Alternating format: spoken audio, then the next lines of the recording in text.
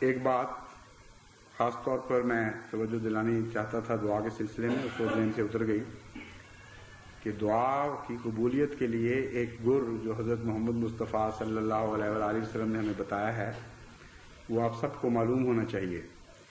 طبعاً تو یہی ہوتا ہے عموماً، لیکن کانشیسلی باشعور طور پر ہر احمدی کے ذہن میں یہ بات حاضر رہنی چاہیے کہ حضور صلی اللہ علیہ وآلہ وسلم نے فرمایا کہ دعا کی قبولیت کا ایک راز تمہیں بتاتا ہوں، پہلے خوب اپنے رب کی حمد کرو، اس کی محبت کے گیت گاؤ اور پھر مجھ پر درود بھیجو، اس لیے کہ آپ خدا کو سب سے زیادہ پیارے ہیں۔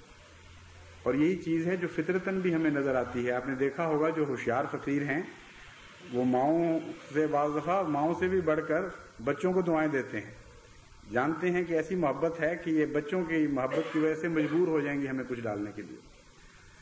تو حضرت صلی اللہ علیہ وآلہ وسلم کیسے عارف باللہ تھے، خوب جانتے تھے ان رازوں کو۔ تو آپ نے فرمایا کہ دعائیں قبول کروانا چاہتے ہو تو مجھ پر درود بھیجا کرو ساتھ، پہلے حمد کرو اللہ کی، وہ اول ہے، پھر مجھ پر درود بھیجو، پھر جو مانگو خدا قبول فرمائے گا۔ تو اسی طریق کو اختیار کیا جائے۔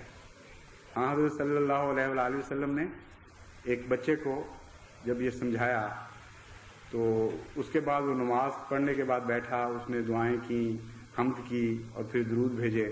تو وہ خود روایت کرتے ہیں کہ میں نے دیکھا کہ حضرت صلی اللہ علیہ وآلہ وسلم کا چہرہ تمتما اٹھا خوشی سے، اور دیکھ کر پیار سے مجھے دیکھتے ہوئے فرمایا بچے ٹھیک کر رہے ہو، ٹھیک کر رہے ہو، ٹھیک کر رہے ہو۔ یہی طریق ہے دعاؤں کا۔